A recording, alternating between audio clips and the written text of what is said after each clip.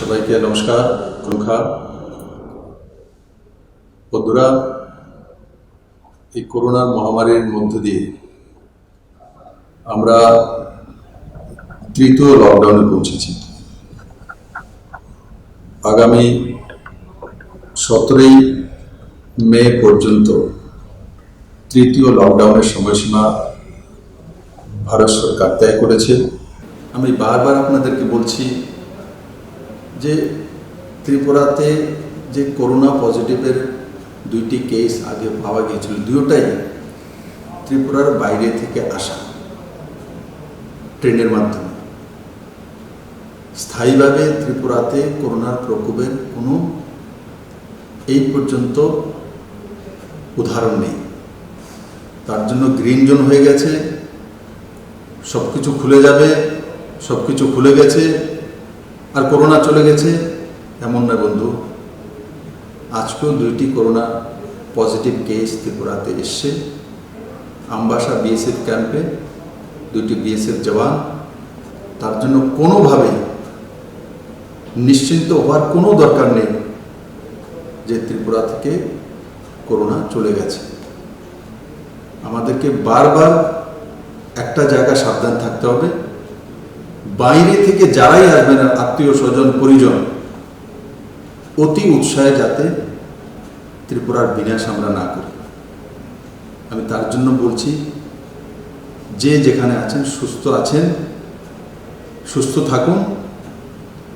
রাজ্যের কেন্দ্র সরকার আনা নেওয়ার জন্য যে ব্যবস্থাগুলো করছে সেগুলোকে ধীর সুস্থে করতে দিন। নিজেও অস্থির হবেন না, অন্যকে অস্থির করবেন না। আর যদি অস্থিরতা থাকে তাহলে ত্রিপুরার মাটির লোকসান করবেন, ত্রিপুরার মাটির এই ভূমির লোকসান করবেন, মাতৃভূমির লোকসান করবেন। ত্রিপুরা সরকার কেন্দ্র এবং রাজ্য সরকারের গাইডলাইন মেনেই সবাইকে এখানে আনার ব্যবস্থা করবে। আগে নিজের জীবন, যেটা মাননীয় প্রধানমন্ত্রী বলেছে, জান হে তো জাহান, প্রথম জীবন তারপর জাহান। WHO এর যে রিপোর্ট রয়েছে আর তাতে যে বিষয় সামনে এসছে যে মে মাসের মাঝামাঝি করোনার প্রকোপ ভারতবর্ষে বাড়ার সম্ভাবনা রয়েছে। তার জন্য আমাদেরকে সাবধান নয়, অতি সাবধানে থাকতে হবে। বিশেষ করে আজকে আমি যারা বুজুর্গ রয়েছেন, 60 ঊর্ধ্বের আয়ু, আর তার সঙ্গে সঙ্গে গর্ভবতী আমার মায়েরা, বোনেরা, আর 10 বছরের নিচে আয়ু যারা রয়েছেন, শিশুরা, তাদের জন্য আমাদেরকে সতর্ক থাকতে হবে। আমাদের বুজুর্গ যারা রয়েছেন ওনাদের আশীর্বাদ নিয়েই আমরা বর্তমান এবং ভবিষ্যৎকে তৈরি করি। কিন্তু আজকের দিনে আমাদের প্রত্যেকের দায়িত্ব রয়েছে, যারা 60 ঊর্ধ্বে রয়েছেন ওনারা যাতে সুস্থ থাকেন। দেখুন, আপনাদের প্রয়োজন রয়েছে, আপনাদের আশীর্বাদ ছাড়া আমরা এগিয়ে যেতে পারব না। তাই আমার বিনম্র নিবেদন আপনাদের প্রতি, আপনারা ম্যাক্সিমাম সময়টা বাড়িতে থাকার জন্য। আমি একটা পত্র পাঠাবো সমস্ত বুজুর্গদের কাছে। আমার একটা আহ্বান রয়েছে আপনাদের প্রতি যে আপনারা সুস্থ থাকুন, ভালো থাকুন এবং পুরো পরিবারকে সেই করোনা প্রকোপ থেকে বাঁচিয়ে রাখুন। তার সঙ্গে সঙ্গে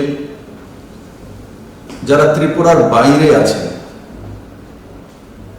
প্রত্যেকের এখন ইচ্ছা হচ্ছে তার ছেলে মেয়ে বাড়িতে ফিরে আসুক, বা মা বাবাকেও বাইরে আছেন ওরা বাড়িতে ফিরে আসুক।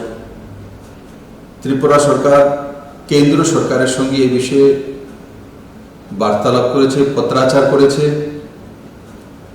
আমরা বিশেষ ট্রেনের জন্য হায়দ্রাবাদ, ব্যাঙ্গালোর, মুম্বাই, চেন্নাই, দিল্লি, কলকাতা, আসাম, যেখানেই রয়েছে ত্রিপুরার যারা স্টুডেন্ট হোক, ট্যুরিস্ট হোক, কোনো সংস্থাতে কর্মরত হোক, প্রত্যেককে ত্রিপুরাতে যাতে আসতে পারে আর তার ব্যবস্থা করার জন্য রাজ্য সরকার কেন্দ্র সরকারের কাছে তিনটি লেটার পাঠিয়েছে। তার মধ্যে একটি হচ্ছে পয়েন্ট টু পয়েন্ট ট্রেনের ব্যবস্থা করা, দ্বিতীয় হচ্ছে বিভিন্ন ডিস্ট্রিক্টে আটকে থাকা ভারতবর্ষের বিভিন্ন প্রান্তে ত্রিপুরা সরকারের তরফ থেকে সেখানে ডিস্ট্রিক্ট ম্যাজিস্ট্রেটের সঙ্গে যোগাযোগ করা হয়েছে।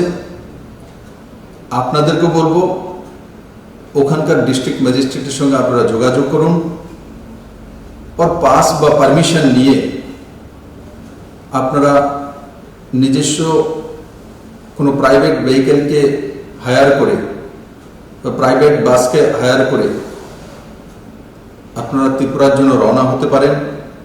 ও সরকার যেটা করছে তাতে খানিকটা সময় লাগবে। আমি আপনাদেরকে বলবো অস্থির হওয়ার দরকার নেই, অস্থির হয়ে কোনো কিছু পাবেন না। ত্রিপুরা তো যারা বসে আছে আপনার আত্মীয় তাকেও হয়রানি করবেন, নিজেরাও হয়রান হবেন। আলটিমেটলি এত তাড়াতাড়ি এই করোনা প্রকোপ এই দুনিয়া থেকে যাবে না যতদিন পর্যন্ত না তার টিকাকরণ না বেরোচ্ছে, ভ্যাকসিনেশন না আসছে। তো স্বাভাবিকভাবে করোনার সঙ্গে আমাদেরকে যুদ্ধ করতে হবে এবং যুদ্ধে পরাজিত করতে হবে। অস্থির হলে কিন্তু করোনা জিতে যাবে। কারণ কি আমরা লক্ষ্য করেছি ত্রিপুরাতে দুইটি যে পজিটিভ কেস এসছে দুইটাই বাইরে থেকে ক্যারিয়ার হয়ে ট্রেনের মাধ্যমে হয়েছে, প্রমাণিত। ত্রিপুরার যে লোকাল আমাদের স্থিতি রয়েছে, বাতাবরণ রয়েছে, তার মধ্যে করোনার প্রকোপ আসেনি। যখনই বাইরে থেকে আসছে তখনই তার শিকার ত্রিপুরাবাসী হচ্ছে। তো তার জন্য ত্রিপুরাকে বাঁচিয়ে রেখে এই ব্যবস্থাগুলো আমাকে করতে হবে বা সরকারকে করতে হবে। যেই গুডস বা সামগ্রী নিয়ে ট্রাকগুলো বা লরিগুলো আসে তাদের মধ্যে বড় মাত্রায় ড্রাইভার, হেল্পার থাকেন। আপনারা অবগত আছেন, চেন্নাই থেকে আমার এক পরিবার চিকিৎসার জন্য গিয়েছিলেন, সেখান থেকে অ্যাম্বুলেন্স হয়ে ত্রিপুরাতে উদয়পুরে পৌঁছেছেন। আর ওনাদেরকে পৌঁছে দেওয়ার পর ত্রিপুরা সরকার তাদের স্যাম্পল নিয়েছে, যারা যারা এসছেন ত্রিপুরাতে, এবং ড্রাইভারের স্যাম্পল নেওয়া হয়েছে। এবং সেই স্যাম্পল যখন টেস্টিং করা হলো আর তার রিপোর্ট আসলো যে ড্রাইভার চেন্নাই থেকে এসছেন, উনি করোনা পজিটিভ, হেভি পজিটিভ পাওয়া গেল। কিন্তু ওই ব্যক্তি ততক্ষণ পর্যন্ত ত্রিপুরা ছেড়ে ওয়েস্টবেঙ্গলে পৌঁছে গেছেন। আমরা এখান থেকে খবর দিয়ে ওয়েস্টবেঙ্গল সরকারকে অবগত করানোর পর ওখানে ওনাকে কোয়ারেন্টাইন করা হয়েছে। তো একবার ভেবে দেখুন, গাড়ি নিয়ে চলে এসছে চেন্নাই থেকে, আর সঙ্গে করোনা ভাইরাস তো সঙ্গে নিয়ে এসছে। তো ত্রিপুরাকে তো তার থেকে বাঁচাতে হবে। আর তার জন্য ত্রিপুরা সরকার সিদ্ধান্ত করেছে যারাই driver, helper Tripura border cross করবে, যেখান থেকে আসুক পারমিশন নিয়ে, সেই যারা গাড়িতে থাকবে তাদেরকেও কোয়ারেন্টাইনে রেখে 100% স্যাম্পল টেস্ট হবে। স্যাম্পল টেস্ট হওয়ার পর তাকে সেই আইসোলেশন সেন্টারে রাখা হবে। রাখার পর যতক্ষণ পর্যন্ত না তার রেজাল্ট না আসছে, মানে একদিন হোক, 2 দিন হোক, তো তাকে সেই আইসোলেশন সেন্টারে ড্রাইভারকেও থাকতে হবে, হেল্পারকেও থাকতে হবে, এবং যারা আসছেন তাদেরকেও থাকতে হবে। যখন তাদের রিপোর্ট নেগেটিভ আসবে তখনই তাদেরকে বাড়িতে যাওয়ার পারমিশন দেওয়া হবে। এবং যারা গুডস নিয়ে আসছেন, ট্রাক ড্রাইভার এবং হেল্পার, আগে তার পুরো টেস্টিং হবে, তার রিপোর্ট আসবে, নেগেটিভ হয়েছে তবেই সে ত্রিপুরার অন্য প্রান্তে ট্রাক নিয়ে যেতে পারবে। ঠিক বাইরে থেকে যারা আসবে, যারা ট্রাভেলার, যারা ত্রিপুরা ট্যুরিস্ট বাইরে গিয়েছিলেন, যারা চিকিৎসার জন্য গিয়েছিলেন, যারা ছাত্রছাত্রী, যারা বিভিন্ন জায়গায় কর্মরত, তাদেরকে নিশ্চিত আনার ব্যবস্থা সরকার করবে এবং সাহায্য করবে। কিন্তু তাদের সবাইকে ব্যস্ত হলে হবে না। যেই ব্যবস্থাটা আমরা করেছি যে রেজাল্ট না আসা পর্যন্ত বর্ডার ক্রস করে তার বাড়ির সীমানা পর্যন্ত পৌঁছে যাবে, তা করতে দেওয়া হবে না। বন্ধুরা, যারা আমাদের বর্ডার ফেন্সিং এর ওইদিকে খেতি বাড়ি রয়েছে, তাদের জন্য কালকেই আমি একটা পত্রাচার করেছিলাম মাননীয় গৃহমন্ত্রী মহোদয়কে। উনি তৎক্ষণাৎ বিএসএফকে নির্দেশিত করেছেন যে এখন যে ফসল, ধান বা পাতা ফসল সেখানে রয়েছে, যাদের এই ফসল ত্রিপুরাবাসী, ওনারা যাতে কালেক্ট করতে পারেন এবং কাল্টিভেশন করতে পারেন, আবার ফসল লাগাতে পারেন, তার ব্যবস্থা করার জন্য আজকে নির্দেশিত করা হয়েছে। এবং তাতে ৬-৭ হাজার কৃষক পরিবার যারা রয়েছেন, যাদের জমি বর্ডারের ফেন্সিংয়ের ওপারে রয়েছে, গেট খোলার পর ওইদিকে যাবেন এবং নির্দিষ্ট সময়ের মধ্যে নিজের যে কৃষি কাজ সম্পন্ন করে আবার হেলথ ডিপার্টমেন্টের কর্মীরা সেই গেটে থাকবেন, বিএসএফ থাকবেন, অ্যাডমিনিস্ট্রেশনের লোকেরা থাকবেন, তাদেরকে স্ক্যানিং করে আবার এদিকে নিয়ে আসা হবে। এই বিষয়গুলো যারা ফার্মার্স রয়েছেন, যারা কৃষক রয়েছেন, তাদেরকে স্ট্রিক্টলি তা ফলো আপ করতে হবে এবং বিএসএফও সেই দিশাতে কাজ করবে। কারণ কোনো মতেই যাতে আমরা খেতি করার জন্য গেলাম বা ধান কাটার জন্য গেলাম বা আমাদের তরমুজের ক্ষেত্র থেকে তরমুজ কাটার জন্য গেলাম আর গিয়ে বাংলাদেশের লোকেদের সঙ্গে কথাবার্তা বলে আর ওখান থেকে করোনা সংক্রমণ নিয়ে চলে আসলাম, সেটা কোনো মতেই গ্রাহ্য করা হবে না। আর আপনারাও সাবধান থাকবেন, এটা যাতে কোনো মতে না করা হয়, না হলে আইন অনুসারে কঠিন ব্যবস্থা ত্রিপুরা সরকার নেবে। ভারত সরকার এবং ত্রিপুরা সরকার যেই নিয়ম নীতিগুলো লাগু করেছে, তার মধ্যে আপনাদের উপরে ফৌজদারি নিয়ম অনুসারে কেস ধার্য করা হবে।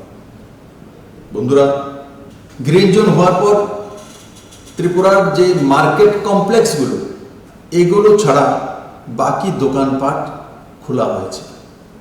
আজকেই ত্রিপুরা সরকার নতুন নোটিফিকেশন করবে মাস্ক কম্পালসারি। যারাই দোকানে বসবেন মাস্ক পরতে হবে। আর দোকানের সামনে যদি 2 মিটারের দোকানের সামনে হয় তো 2 জন দাঁড়াতে পারবে। 1 মিটারের যদি দোকানের সামনেটা ফ্রন্ট হয় তো 1 জন দাঁড়াতে পারবে।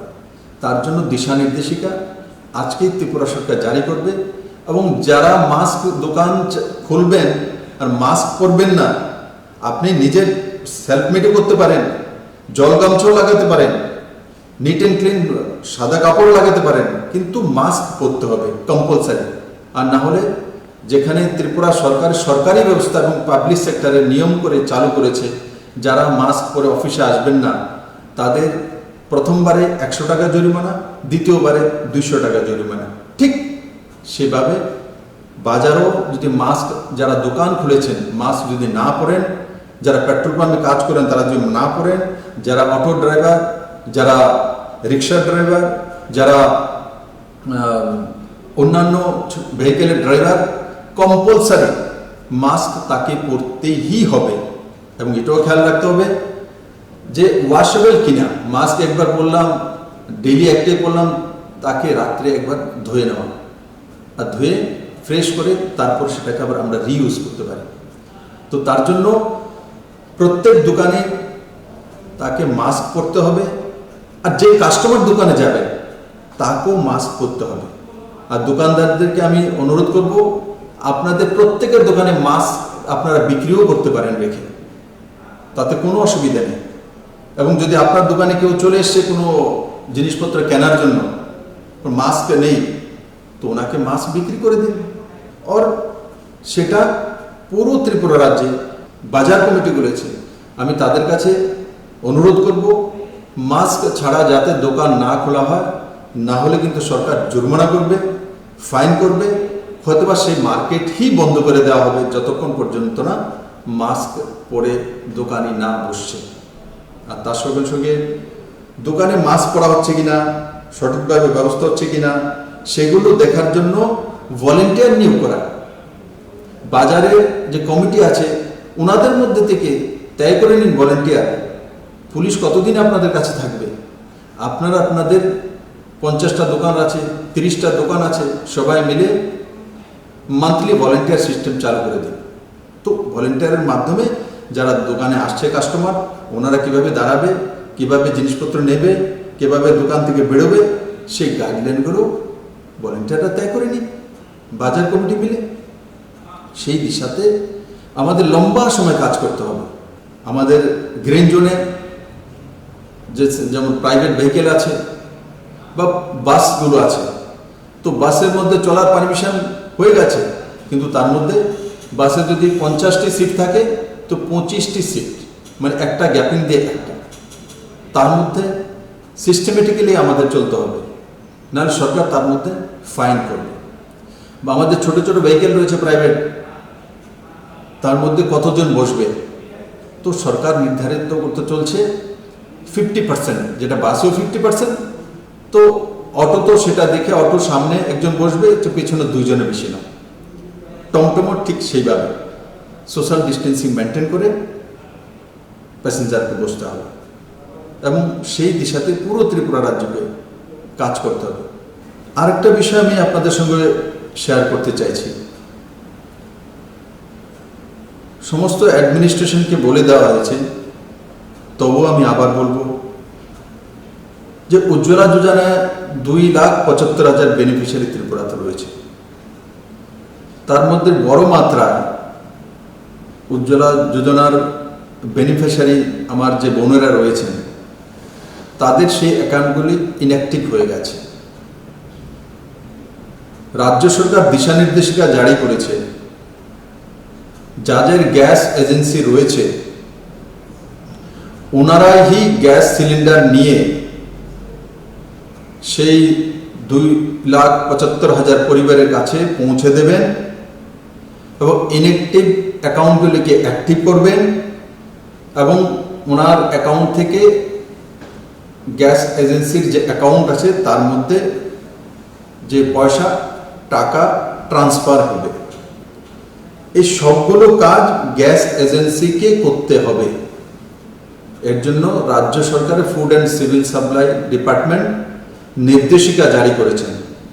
যেই গ্যাস এজেন্সি সেই নির্দেশিকা পালন না করবেন তার উপর কড়া কার্যবাহী হবে, কড়া কার্যবাহী হবে। তার জন্য আমি সমস্ত ডিএমদেরকে, এসডিএম, বিডিও, বিভিন্ন নির্বাচিত প্রতিনিধি ও সর্বোপরি খুদ গ্যাস এজেন্সির মালিককে আমি আহ্বান করব যে এই 2,75,000 পরিবারের কাছে যাতে 3টি সিলিন্ডার 3 মাসে পৌঁছানোর যে পরিকল্পনা কেন্দ্র সরকার করেছেন, সেটা যাতে সঠিক সময়ে সঠিকভাবে তার বাড়িতে পৌঁছে যায়। বন্ধুরা, আমাদের প্রাইমারি সেক্টরগুলো যেমন agriculture, horticulture, animal husbandry, poultry, goatery, floriculture এবং তার সঙ্গে সঙ্গে যে ছোট ইন্ডাস্ট্রিগুলো আমরা কাজ করতে শুরু করেছি। আমি আবারও সমস্ত ত্রিপুরাবাসীকে, আর বিশেষ করে এই ক্ষেত্রের সঙ্গে যারা রয়েছেন তাদেরকে আমি বলবো যে আপনারা কিভাবে 2 গুণা, 3 গুণা, 4 গুণা ফসল ফলানো যায়, বা সেই প্রাইমারি সেক্টরগুলোর মধ্যে আমরা কাজ করছি ফিশারিতে 3 গুণা মাছ উৎপাদন করা যায়, 2 গুণা যে পোলট্রি আমরা কাজ করছি কিভাবে 2 গুণা করা যায়, সেই বিষয়ে রাজ্য সরকারের যে আধিকারিক রয়েছেন তাদের সঙ্গে আলোচনা করে তৎক্ষণাৎ সিদ্ধান্ত করে কাজ শুরু করে দিন। আপনারা হয়তো বা অবগত নেই, ত্রিপুরার যে ট্যাক্স রেভিনিউ কালেকশন এপ্রিল মাসে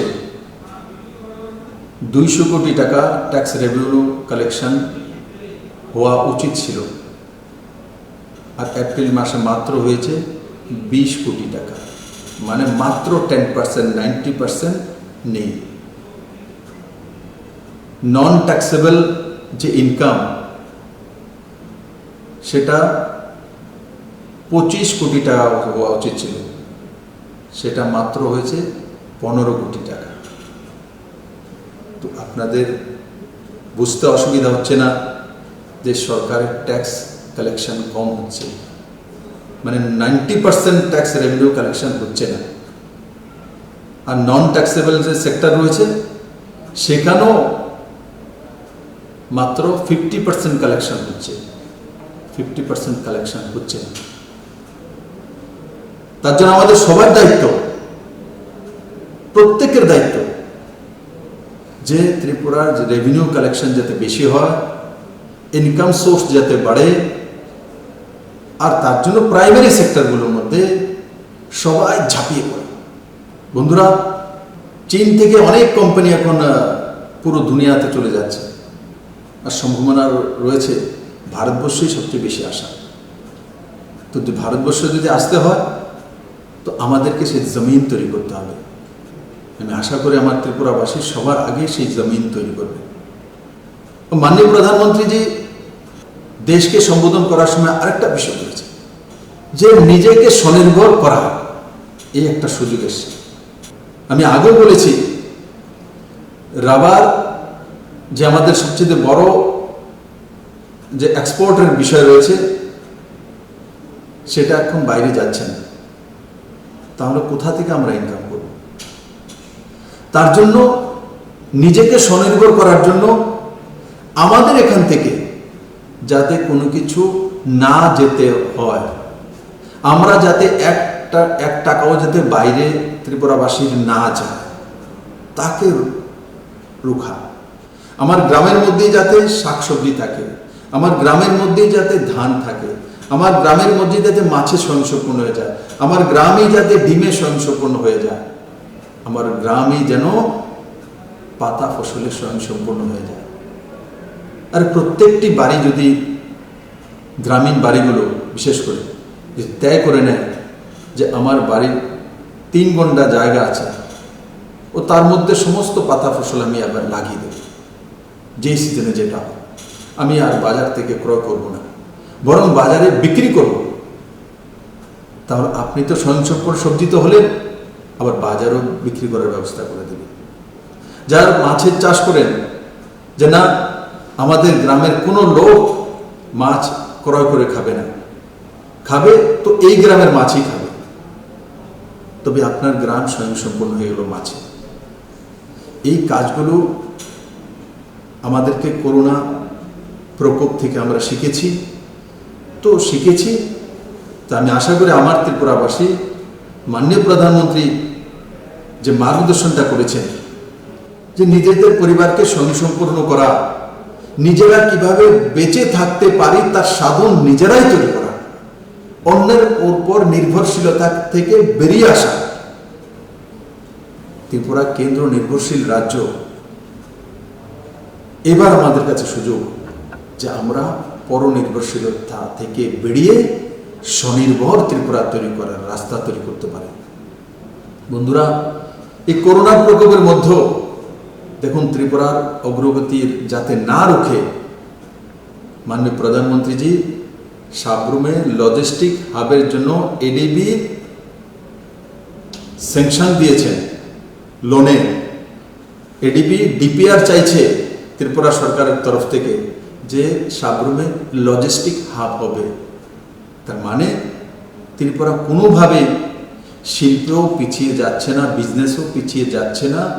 যেই গতি নিয়ে ত্রিপুরা কাজ করা শুরু করেছে সেই গতিকে ধরে রেখেছে। কিন্তু লকডাউনের কারণে আমাদের ইনকাম কমেছে, আমরা ঘর থেকে বেরোতে পারিনি 1-1.5 মাস। তার ফলে যেখানে যেখানে আমাদের ইনকামের স্রোতগুলি রয়েছিল সেগুলো শিথিল হয়ে গেছে, সংকুচিত হয়ে গেছে, কিন্তু আমরা এখন গ্রিন জোনে চলে এসেছি। আর তার জন্য সবাইকে মিলেমিশে আজকে আমাদেরকে সেই কাজটা করতে হবে। বন্ধুরা, আমি আশা করি আপনারা যে যে দিশা নির্দেশিকা কেন্দ্র সরকার এবং রাজ্য সরকার লাগু করেছে সেগুলো সঠিকভাবে পালন করবে, সঠিকভাবে। না হলে যে কোনো সময় ত্রিপুরার লোকসান হতে পারে। আমি আপনাকে বলবো, যে কোনো সময়। এখন বাইরে থেকে যখন আমার ত্রিপুরাবাসীরা আসবে তখন তার সঙ্গে ড্রাইভারও আসবে, তার সঙ্গে হেল্পারও আসবে। এগুলোর থেকে আমাদের সাবধান থাকতে হবে। সরকার তো সব ইনিশিয়েটিভ নেবে, কিন্তু আমাদেরও জাগরুক থাকতে হবে। আর বিনা প্রয়োজনে রাস্তাতে না বেরো। আজকে নির্দেশিকা যাচ্ছে, বিনা প্রয়োজনে কোনো ব্যক্তি যদি রাস্তায় হাঁটছে বা বাজারে ঘুরছে তার উপর জরিমানা হবে, তার উপরে কেস হবে। প্রয়োজন ছাড়া রাস্তায় না বেরোনো।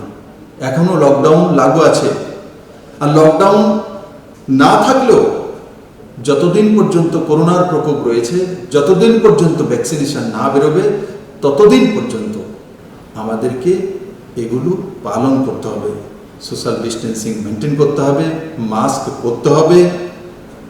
আর তার সঙ্গে সঙ্গে যে দিশা নির্দেশিকা অনুসারে আমরা অটোতে চলবো, তো অটোতে সামনে অনলি ড্রাইভার থাকবে, পেছনে 2 জন বসবে। আর যেগুলো বাসেস রয়েছে 50% অকুপাই হবে, 50% খালি রাখতে হবে। আর অন্যান্য প্রাইভেট ভেহিকেল যেটা আছে সেটা তো তেমন, সামনে অথবা 4 হুইলার ড্রাইভার চালাচ্ছেন, যেই চালক আর তার সঙ্গে পেছনে 2 জন বসবে, এবং সেই অনুসারে ত্রিপুরা সরকার দিশা নির্দেশিকা জারি করবে। আমি আশা করি সমস্ত ত্রিপুরাবাসী সাবধানতার সঙ্গে সেগুলো পালন করবেন। আবারও আমি যারা ত্রিপুরার বাইরে আছেন তাদেরকে ত্রিপুরাতে ফিরিয়ে আনার জন্য আমরা ভারত সরকারের সঙ্গে আলোচনারত আছি।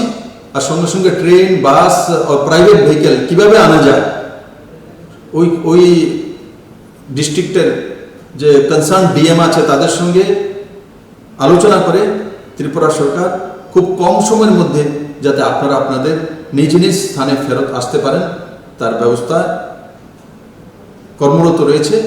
আমি আশা করি খুব কম সময়ের মধ্যে আপনারা ত্রিপুরা নিজ নিজ বাড়িতে ফেরত আসতে পারবেন। কিন্তু আমি আবারও বলবো, ওখানে থেকে প্যানিক না হওয়া, ওখানে থেকে হয়রান না হওয়া, ওখানে থেকে ফ্রাস্ট্রেশনে না ভোগা। আর মনে রাখতে হবে, খেয়াল রাখতে হবে, যদি আমি ব্যাঙ্গালোরে চাকরি করে থাকি বা চেন্নাইতে চাকরি করে থাকি, আমার কর্মসংস্থান সেখানে। আজকে না হোক 1 মাস পরে, 2 মাস পরে আমাকে আবার ফেরত ওখানে যেতে হবে, কারণ আমার সোর্স অফ ইনকাম সেখানে রয়েছে। তার জন্য প্যানিক হয়ে ছেড়ে দিলাম সেটাই কিন্তু অন্তিম বিষয় নয়। আমার কর্মস্থল, আমার কর্মক্ষমতা, আমার ইনকাম সোর্স, সেটা হচ্ছে সবচেয়ে। তাহলে কি করতে হবে? হুমেজিক্যালি কোনো কাজ না করা। হুমেজিক্যালি কাজ সবসময় লোকসান দেবে। তার জন্য মাথা ঠান্ডা রেখে সুস্থভাবে চিন্তা ভাবনা করে কাজ করা। কারণ কি, কালকে আমি দেখেছি ব্যাঙ্গালোরে মেট্রো ট্রেনের কাজ শুরু হয়ে গেছে। তো এখন মেট্রো ট্রেনের মধ্যে যারা ইঞ্জিনিয়ার রয়েছেন যারা কাজ করা শুরু করে দিয়েছে, যারা লেবার রয়েছেন কাজ করা শুরু করে দিয়েছে। তো কাজ যখন শুরু করেছে, তো যারা বাইরে থেকে আছেন তো এনারা কাজ করবেন, তবেই কাজটা শুরু করতে পারবে। আমাদের ত্রিপুরাতে এমন আছে, অনেক মাইগ্রেন্ট রয়েছেন, তাদেরকে দিয়ে আমাদের বিল্ডিং কনস্ট্রাকশন শুরু হয়ে গেছে। আমাদের 1800 কোটি টাকার NH এর কাজ, ন্যাশনাল হাইওয়ের কাজ টেন্ডার হয়ে গেছে, সেগুলো কাজ শুরু করতে চলছি আমরা। আমাদের বিভিন্ন টোটাল ইনফ্রাস্ট্রাকচার শুরু করতে চলছি। আপনারা আগরতলা শহরে বেরিয়ে দেখুন যে স্মার্ট সিটির কাজ শুরু হয়ে গেছে, ড্রেনের কাজ শুরু হয়ে গেছে, পুকুরের কাজ শুরু হয়ে গেছে। তো এই কাজগুলো কে করছে? এখানেও বাইরের মাইগ্রেন্ট লেবার রয়েছে, এরাই কাজ করছে। এদের জন্য ত্রিপুরা সরকার ব্যবস্থা করেছে, খাওয়া দাওয়া, এক্সট্রা পয়সা দেওয়া, সেটা করেছে। ঠিক আমাদের যারা বাইরে রয়েছেন তাদের জন্য ওইসব রাজ্য সরকার করছে, বা কোনো রাজ্য সরকার করতে গিয়ে কিছু কিছু ঝামেলা হচ্ছে কারণ মহারাষ্ট্র, মুম্বাই বড় সিটি, বড় মাত্রা বাইরের লোক আছে, লাখো লোক রয়েছে, কোটি কোটি লোক রয়েছে ব্যাঙ্গালোরে, হায়দ্রাবাদে, চেন্নাইতে, দিল্লিতে, কলকাতাতে। তো স্বাভাবিকভাবে ভলিউম যখন বেশি হয় তখন তাকে ব্যবস্থা আনতে সময় লাগে। তার জন্য একটাই রাস্তা, ধৈর্য ধরতে হবে। করোনাকে পরাজিত করে আমাদেরকে এগিয়ে যেতে হবে, আর ভ্যাকসিনেশনের অপেক্ষায় থাকতে হবে। আমি আশা করি কম সময়ের মধ্যে WHO বা অন্যান্য দেশের যে হেলথ ব্যবস্থা রয়েছে বা সায়েন্টিস্ট রয়েছে, ওরা সক্ষম হবেন এই ভ্যাকসিনেশন বের করার জন্য। আমাদেরকে একটাই রাস্তা ধরে রাখতে হবে, সেটা হচ্ছে সোশ্যাল ডিস্টেন্সিং, মাস্ক ও সরকারি বিধিনিষেধ, ও বিনা প্রয়োজনে বাড়ি থেকে না বেরোয়া, বিনা প্রয়োজনে বাড়ি থেকে না বেরোয়া। হাওয়া পানি নেওয়ার জন্য বেরিয়ে আসলাম ঘোরার জন্য, তাহলে কিন্তু জরিমানা হবে, ফাইন হবে। সরকার সেই বিষয়ে দিশা নির্দেশনা জারি করছে। আমি আশা করি আমার সমস্ত ত্রিপুরাবাসী যেই দিশা নির্দেশিকা কেন্দ্র সরকার দিয়েছে, মাননীয় প্রধানমন্ত্রী দিয়েছে, আপনারা সেগুলো পালন করবেন। আর তার সঙ্গে সঙ্গে পঞ্চায়েত সেক্রেটারিকে আমরা নির্দেশিত করেছি যে যেই বেনিফিশিয়ারি স্কিমগুলি আমরা লাগু করেছি সঠিকভাবে পৌঁছে গিয়েছে কিনা।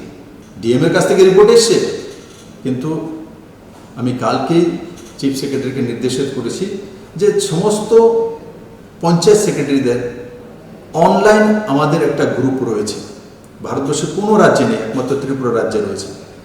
তার জন্য পঞ্চায়েত সেক্রেটারিদেরকে দায়িত্ব দেওয়া হয়েছে আগামী 3-4 দিনের মধ্যে যেই 16টা স্কিম থেকে আমরা বিভিন্ন বেনিফিশিয়ারি স্কিমের ক্যাশ ট্রানজ্যাকশন হোক, আর ফ্রি চাউলের ব্যবস্থা হোক, রেশনিংয়ের ব্যবস্থা হোক, সেগুলো যে গিয়েছে সঠিক গিয়েছে কিনা, কে পায়নি, কে পেয়েছে, সমস্ত ডেটা অনলাইনে মেইল করে ত্রিপুরা সরকারের কাছে সেন্ট্রালাইজ পৌঁছে দেওয়ার জন্য নির্দেশিত করা হয়েছে।